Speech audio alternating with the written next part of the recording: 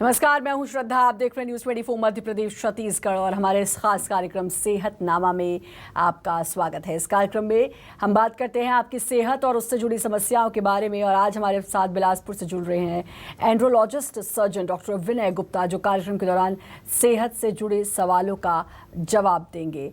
बहुत बहुत स्वागत है डॉक्टर आपका और बहुत बहुत शुक्रिया आपका अपना कीमती समय देने के लिए। और मेरी तमाम सवाल मेरे आपसे रहेंगे और जानूंगी मैं कि हमें अपनी सेहत का ख्याल कैसे रखना चाहिए। और इसके अलावा भी बहुत सारे सवाल जनसंख्या नियंत्रण को लेकर भी मैं कुछ आपसे पूछना चाहूँगी कि जनसंख्या नियंत्रण और पुरुषों की भागीदारी महिलाओं की अपेक्षा कम क्यों है। ये बहुत सारे सवाल हैं और बहुत इम्पोर्टेंट सवाल है क्योंकि जनसंख्या पर नियंत्रण करना बहुत ज़रूरी है।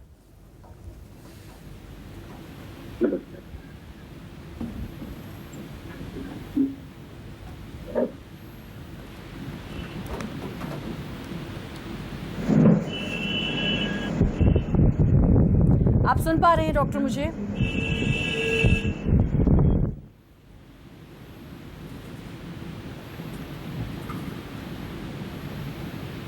आप तक मेरी आवाज पहुंच रही डॉक्टर? एकदम फर्स्ट क्लास क्लियर। जी जी, तो बहुत सारे सवाल मेरे आपसे होंगे, फैमिली प्लानिंग्स को लेकर भी होंगे कि क्यों किस तरीके से प्लान करना चाहिए और जनसंख्या कैसे कंट्रोल हो। बहुत सारे सवाल होंगे, आपकी लोगों की सेहत से जुड़े हुए सवाल भी होंगे। तो सबसे पहले हम इसी की बात करते हैं। मैं आपसे हार्ट को लेकर भी सवाल पूछूंगी, लेकिन सबसे पहले जो मैंने शुरुआत की थी कि पॉपुलेशन कंट्रोल, बहुत सारे कपल्स को नहीं पता होता कि हमें कैसे अपनी फैमिली प्लान करनी चाहिए, हमें क्या कुछ करना चाहिए, और इसमें दोनों की भागीदारी बहुत ज़रूरी होती है। तो क्या सही तरीके हैं? जी, जनसंख्या नियंत्रण के लिए मैडम पुरुषों और महिलाएं दोनों का पार्टिसिपेट कर सकती हैं। और फैमिली प्लानिंग जो है बहुत देश के ग्रोथ के लिए बहुत इम्पोर्टेंट प्रोग्राम है गवर्नमेंट का। और कुछ सालों से जो होना चाहिए, हम लोगों को करना चाहिए इस फील्ड में, वो नहीं किया जा रहा है। और इसमें जो है महिलाएं तो हमेशा आगे आती ही हैं, पर हमने ये देखा कि पुरुषों का जो कंट्रीब्यूशन है वो बहुत कम है, जो अनफॉर्चुनेट है। और इसके लिए जो है आफ्टर कंप्लीशन ऑफ फैमिली, आज पढ़ा लिखा हर कपल चाहता है कि उसकी फैमिली जो है वो रिस्ट्रिक्टेड रहे, कंट्रोल रहे, but due to ignorance and lack of knowledge वो जो है ये नहीं कर पा रहे हैं। तो पहली चीज तो ये है कि प्रॉपर इंफॉर्मेशन हमें देना चाहिए। दूसरा जो है temporary method and permanent method. तो हम जो है टेम्पररी मेथड के बजाय परमानेंट मेथड के बारे में बात करेंगे, स्पेशली नसबंदी स्टरलाइजेशन ऑपरेशन के बारे में। हमने ये देखा है कि जो फीमेल स्टरलाइजेशन का जो नंबर है वो as compare to male sterilisation 90% female जो है वो सबमिट करती हैं अपने आप को, और मेल जो है वो ड्यू टू फियर या इग्नोरेंस जो है इसमें कंट्रीब्यूट नहीं कर पा रहा है। हमारा ध्येय ये होना चाहिए कि पुरुष भी जो है ये आगे आए और फैमिली को कंट्रोल करने में अपना जिम्मेदारी निभाएं। जैसा कि आपने भी कहा कि पुरुष इस मामले में पीछे भागते हैं, अपनी जिम्मेदारी नहीं निभाते हैं। तरीके कौन कौन से हैं, किस तरीके से परिवार को नियोजित किया जा सकता है? क्योंकि एक तो हमारे अगर मैं भारत की बात करूं तो एक तो ये परंपरा है कि चलता आ रहा है कि नहीं 2 बच्चे 3 बच्चे तो होना ज़रूरी है। कैसे एक बच्चे से आपका घर चल सकता है? बच्चे का क्या होगा? बच्चे को एक भाई चाहिए, बच्चे को एक बहन चाहिए। इस तरीके से जो है वो बच्चे बढ़ते जाते हैं। तो ये कौन से तरीके हैं जो एक कपल समझ सके कि नहीं, हमें कंट्रोल करने की ज़रूरत है और पॉपुलेशन भी इससे कंट्रोल होगी? जी जी, मैं ये चाहूँगा कि हॉस्पिटल में जब महिलाओं की डिस्चार्ज होती है आफ्टर डिलीवरी, हर महिला चाहती है कि वो फैमिली अपना कंट्रोल करें, पर यूजुअली ये देखा गया है कि स्पेसिंग, बच्चा जब तक छोटा है तब तक ऑपरेशन ना करो, ये एक बहुत कॉमन जो है थिंकिंग है। और इसलिए जो है जो महिलाएं इमीडिएटली चाहती हैं family planning, usually after delivery और आफ्टर ऑपरेशन, वो सिचुएशन अवॉइड हो जाती है, टल जाती है। और हम यही सजेस्ट करते हैं कि इमीडिएटली आफ्टर ऑपरेशन आप मत कराइए और अपने हस्बैंड को मोटिवेट करिए। और समहाउ ऐसा होता है कि वो हस्बैंड का मोटिवेशन और हस्बैंड का जो ऑपरेशन है वो टलता है, और उसके कारण से जो ना चाहते हुए भी जो है वो फैमिली में जो बच्चों की संख्या 2 से 3 या 3 से 4 हो जाती है। तो स्पेशली जो है यूजुअली महिलाएं तो आगे आगे कंट्रासेप्शन के लिए आगे आती हैं। पुरुषों को एक तो स्पेसिंग के लिए कंडोम यूज करना चाहिए, जिसका प्रॉपर जो है महिलाएं आगे भी आती हैं और फिर महिलाओं को डॉक्टर आना भी पड़ता है, क्योंकि वो पूरी 9 मंथ्स की प्रेगनेंसी महिला को ही कैरी करनी पड़ती है। बहुत सारे साइड इफेक्ट्स भी होते हैं, तो फिर महिला को भी लगता है कि 1 या 2 बच्चे के बाद अब रुकना चाहिए, इसलिए क्योंकि अपनी बॉडी पर भी असर पड़ता है और बहुत सारी चीज़ों पर असर पड़ता है। फाइनेंशियली अगर आप देखें तो अगर कोई समझदार कपल होगा तो वो सोचता है कि अगर हम फैमिली प्लान करते हैं तो हमको बहुत ज़्यादा अपने आप को फाइनेंशियली स्ट्रॉन्ग करने की ज़रूरत है, क्योंकि बच्चा आएगा तो फिर उसका ख्याल बहुत अच्छे से रखा जाए। लेकिन बहुत सारे नहीं सोचते हैं, उनको लगता है कि नहीं कोई बात नहीं, बच्चे तो पल जाते हैं। एक ये थ्योरी भी इंडिया में है, इसके बारे में भी जानना चाहूँगी। ये मेरा सवाल अगला होगा, लेकिन उससे पहले एक सवाल मेरा डॉक्टर ये है कि जो पुरुष होते हैं ये क्यों डरते हैं नसबंदी कराने से, और क्यों चाहते हैं कि महिलाएं करा लें, इनको कुछ कराने की जरूरत ना पड़े? इसके पीछे क्या कुछ साइड इफेक्ट्स भी होते हैं? नहीं, बहुत बहुत इंपॉर्टेंट रिलेवेंट क्वेश्चन है मैडम, क्योंकि मैं खुद भी एनएसवीटी सर्जन हूँ और मैंने काफी कोशिश की। मैं पहले लेप्रोस्कोपी भी ऑपरेशन करता था, एलटीटी, और बाद में जब एनएसवीटी आया जो एक बेस्ट टेक्निक है पुरुष नसबंदी की, उसको एक्सेप्ट करने के लिए काफी लोगों को काउंसलिंग किया, काफी लोगों को समझाया। तो मेन चीज यही है कि एक मिथ्स एंड मिसकंसेप्शन है, ये जो है स्टरलाइजेशन ऑपरेशन जो पुरुषों की है उसको लोग जो है मेल पोटेंसी से या मेल विरिलिटी से कोरिलेट करते हैं। लोगों में ये मिथ्स है कि अगर पुरुष जो है ऑपरेशन कराएंगे तो हो सकता है उनको इसकी वजह से फिजिकल वीकनेस आए या उनके पर्सनल रिलेशन या सेक्सुअल जो परफॉर्मेंस है वो अफेक्ट हो। और ये मिथ्स बहुत कॉमनली लोगों के दिमाग में होने के कारण इवन महिलाएं भी जो है वो अपने हस्बैंड को डिस्करेज करती हैं कई बार, और पुरुष जो हैं वो ऑपरेशन के लिए सामने आने में कतराते हैं।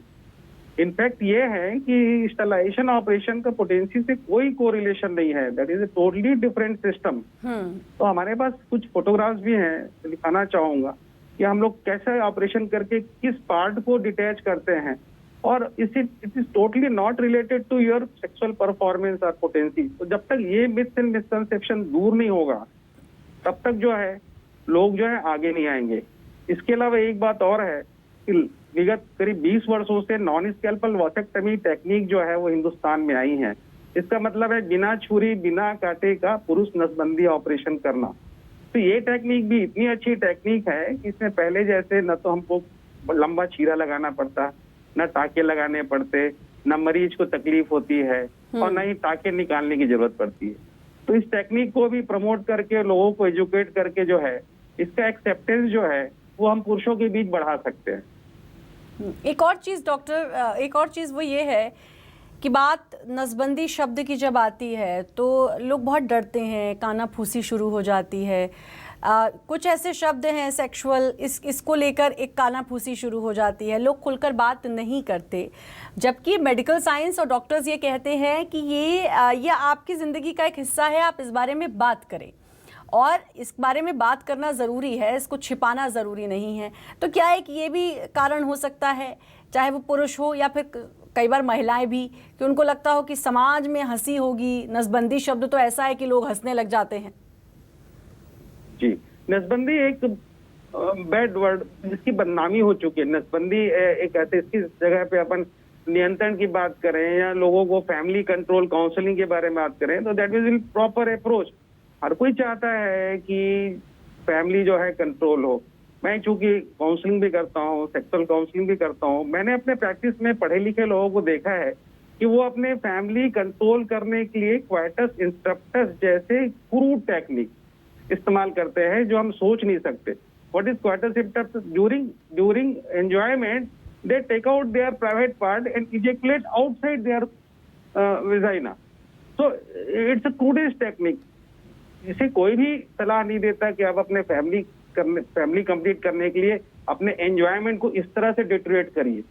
मैंने अपनी इस प्रैक्टिस में देखा है, लोग कंट्रोल करना चाहते हैं, कंडोम भी यूज करेंगे अगर उनको प्रॉपरली आप समझाएं तो। पर लोग जो है इस किस्म की टेक्निक तक यूज करते हैं। मतलब ये है कि हस्बैंड चाहते हैं कि बच्चा ना हो, पर चूंकि उनको इन्फॉर्मेशन नहीं है, एजुकेशन नहीं है, और फर्टिलाइजेशन एंड सेक्स रिलेशन दोनों इतने एक स्टिग्मा है या ऐसे सब्जेक्ट है जिसमें लोग खुल के बात नहीं करते हैं। तो मेरे ख्याल से एजुकेशन, चाहे वो फैमिली एजुकेशन हो, चाहे वो सेक्स एजुकेशन हो, इस किस्म से हमें एजुकेट करें तो शायद हम जो है सोसाइटी को बेहतर तरीके से मोटिवेट कर सकें। एजुकेशन डॉक्टर और प्लस काउंसलिंग हम कह सकते हैं कि बहुत ज़रूरी है। बहुत सारे लोग हैं जिनके बहुत सारे बच्चे सिर्फ इसलिए होते हैं क्योंकि उनको बेटा चाहिए होता है। हालांकि अब मैं कहूँगी कि ये चीज़ें कम होती हैं, लेकिन फिर भी कहीं अगर आप थोड़ा सा इंटीरियर में जाएं इंडिया के, तो ये देखने को मिल जाएगा कि 6-6, 7-7, 8-8 बच्चे हैं क्योंकि बेटा चाहिए था, इसलिए खूब सारे बच्चे हो गए। लड़कियां हैं और फिर उसके बाद एक बेटा होता है, या फिर कई केसेस में तो नहीं होता है। तो एक बहुत काउंसलिंग की बहुत ज़्यादा ज़रूरत है।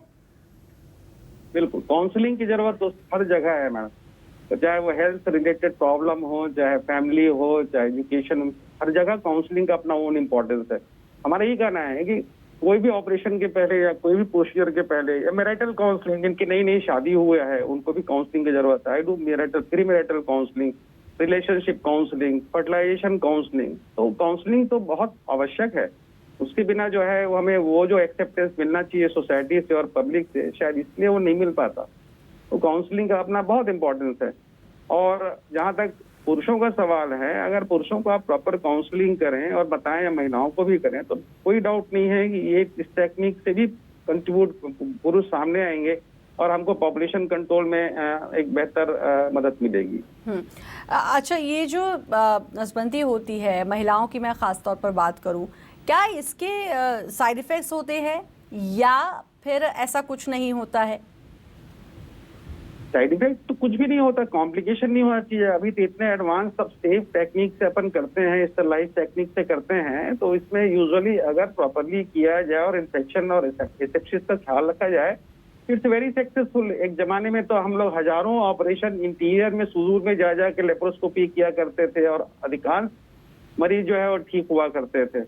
तो ऐसा कोई साइड इफेक्ट कुछ भी नहीं है। हाँ, पर पुरुष नसबंदी और महिला नसबंदी में बहुत फर्क है। महिलाओं की नसबंदी में हमें एब्डोमेन ओपन करना पड़ता है, अंदर जाना पड़ता है। It's difficult comparatively major procedure as compare to पुरुष नसबंदी। पुरुष नसबंदी में हमें जो है बाहर ऑपरेशन करना पड़ता है, हमें बहुत इवन टाका भी नहीं लगाना पड़ता है। और एट द सेम टाइम जो है पुरुष नसबंदी का जो रिवर्सल है कि अगर मान लो कोइंसिडेंटली किसी की बच्चे की डेथ हो जाती है और अगर उसको फिर से अगर बच्चा चाहिए तो उसका रिकैनलाइजेशन भी इजियर है। तो अगर हम चाहें तो अपने डॉक्टर्स को अगर इस टेक्निक से ट्रेन करें तो नो डाउट हम जो है बेहतर रिजल्ट दे सकते हैं। क्या ये पेनफुल होती है? तो इसकी वजह से डर रहता हो पुरुषों को कि दर्द होगा, पेनफुल होगी, तो इस वजह से बचते हो? नहीं, आजकल का जो नॉन स्केल्पल वॉसेक्टमी का टेक्निक है जो हम लोग अडॉप्ट किए हुए हैं, उसमें तो बिल्कुल पता ही नहीं चलता कि कब ऑपरेशन हो गया। अगर प्रॉपरली ट्रेन डॉक्टर्स रहें तो आप जो है then and there within half an hour 2 hour हम लोग पेशेंट को डिस्चार्ज कर देते हैं आफ्टर काउंसलिंग। और बाद में जो है उसको कुछ प्रिकॉशंस बताते हैं जो अगर फॉलो करे तो यूजुअली इसमें जो है इट्स कॉम्प्लिकेशन फ्री। जैसा कि आपने कहा कि कोई साइड इफ़ेक्ट देखने को नहीं मिलता है आफ्टर जब स्टेरिलाइज हो जाते हैं, उसके बाद भी कोई किसी तरीके का साइड इफ़ेक्ट देखने को नहीं मिलता। क्या उसके बाद किसी तरीके का परहेज़ रखने को कहा जाता है खान पान में? नहीं, आफ्टर ऑपरेशन आप महिलाओं की बात कर रहे हैं, पुरुषों की बात कर रहे हैं? मैं दोनों की बात कर रही हूँ डॉक्टर। नहीं, ऐसा कुछ नहीं है। इस सब जगह 2-3 दिन अगर निकल जाए तो उसके बाद आप रूटीन जो भी है आप नॉर्मल रिज्यूम कर सकते हैं। महिलाओं को थोड़ा रेस्ट करना पड़ता है because it is intra abdominal procedure जिसमें हमें पेट के अंदर जाके जो सर्जरी करनी पड़ती है।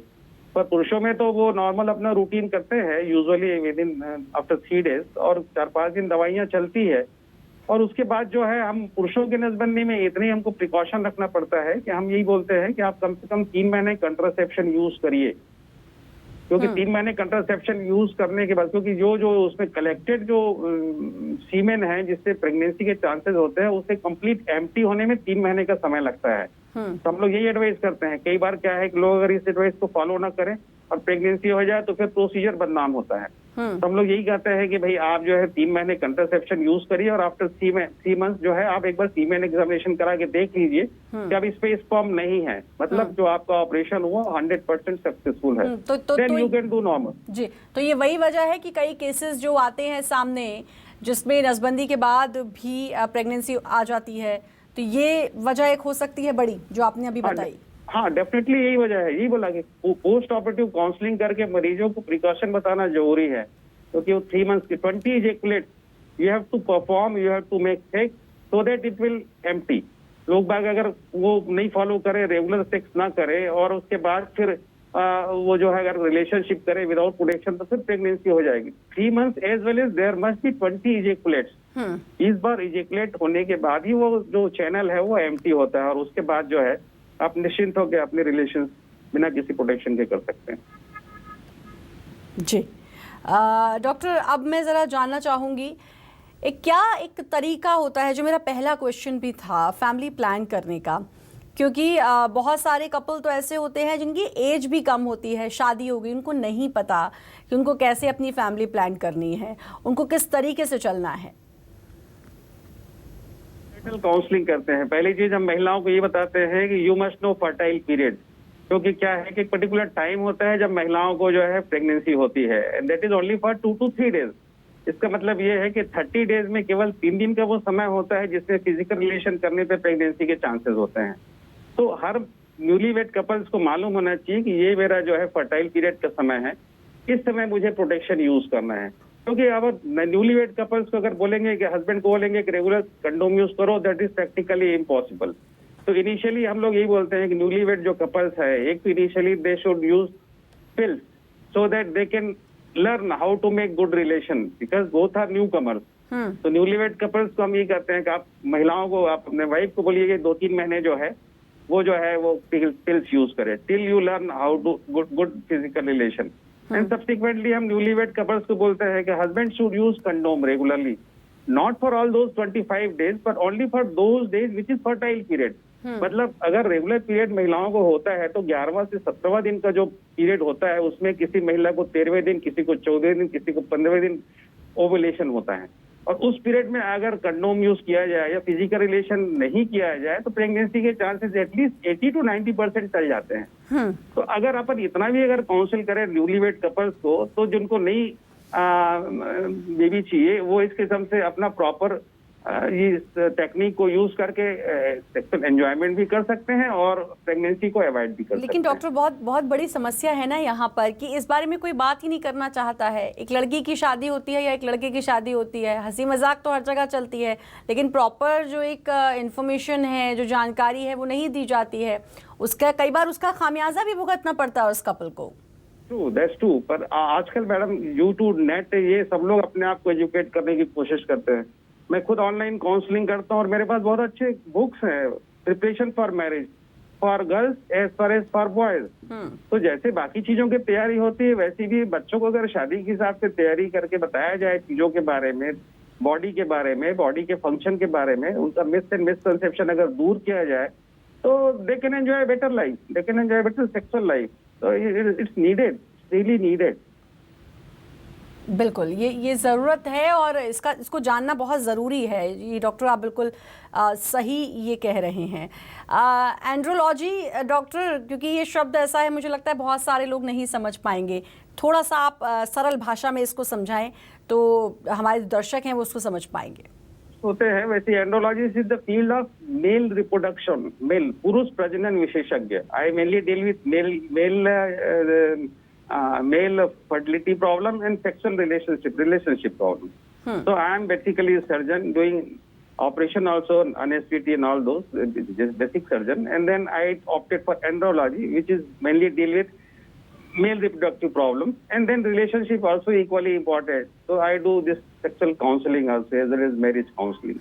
So most of the urologists आजकल एंड्रोलॉजी प्रैक्टिस करते हैं, ये अब तो सभी करने लग गए। मैं आज 25 साल से अपने आप को एंड्रोलॉजिस्ट करके अपने एक्सपोज किया और इस फील्ड को मैं प्रमोट करने की कोशिश करता हूँ। डॉक्टर, क्या सही उम्र होनी चाहिए अगर आप स्टेरलाइज करवाते हैं तो उसकी क्या कोई उम्र है कि इस उम्र में आपको स्टेरलाइज करवा लेना चाहिए जो आपके लिए भी बेहतर होगा? For sterilisation? जी। नहीं, ऐसा कुछ नहीं है। अगर इसके लिए उम्र इज नो दिस कंट्राइंडिकेशन। कुछ लोग लेट मैरिज करते हैं, वो कभी भी चाहे तो करा, क्योंकि मेल इज ऑलवेज फर्टाइल। महिलाओं का तो ऐसा है कि भाई 35 साल 40 के बाद जब उनका मेंस्ट्रुअल साइकिल जब चीज होने लगता है तो ओवुलेशन के चांसेस कम होते हैं, तो उनको प्रेगनेंसी पर male even up to 70 years they can be a father. तो जब भी आदमी को लगा हमारी फैमिली कंप्लीट हो चुकी है, चाहे वो 50 का हो 55 का हो, अगर मेडिकली फिट है, अगर उसको और कोई एलिमेंट नहीं है, तो he can go for male sterilisation. Sterilisation के समय डॉक्टर किन किन बातों का ध्यान रखना पड़ता है? क्या कुछ और भी टेस्ट होते हैं, देखना पड़ता है कि कोई और बीमारी तो नहीं है, कोई और दिक्कत तो नहीं है? Very good.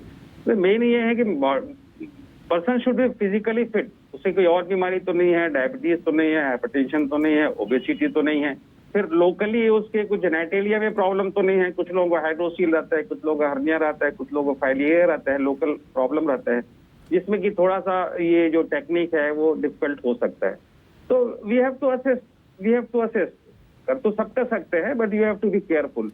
फिजिकल फिटनेस के हिसाब से मैं केयरफुल रह के पेशेंट सेलेक्ट तो करना। आप कुछ और टेस्ट करवाते हैं या फिर अगर बंदा कोई भी बोल रहा है शख्स कि वो फिजिकली फिट है तो नहीं, बिल्कुल हर टेस्ट कराना पड़ता है।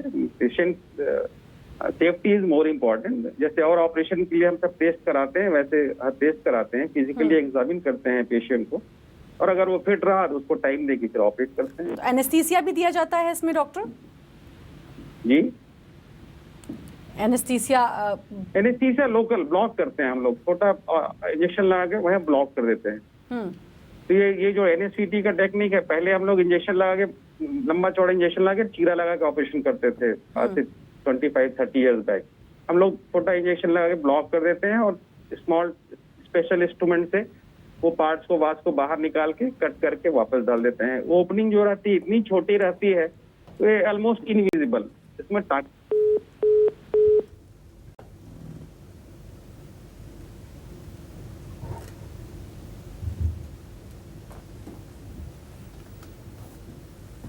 तो ये थी हमारी आज की खास पेशकश। डॉक्टर का बहुत बहुत मैं शुक्रिया करना चाहूँगी, उन्होंने इतनी अहम जानकारी दी। और बाकी खबरों के लिए आप लगातार बने रहिए न्यूज़ 24 मध्य प्रदेश छत्तीसगढ़ के साथ।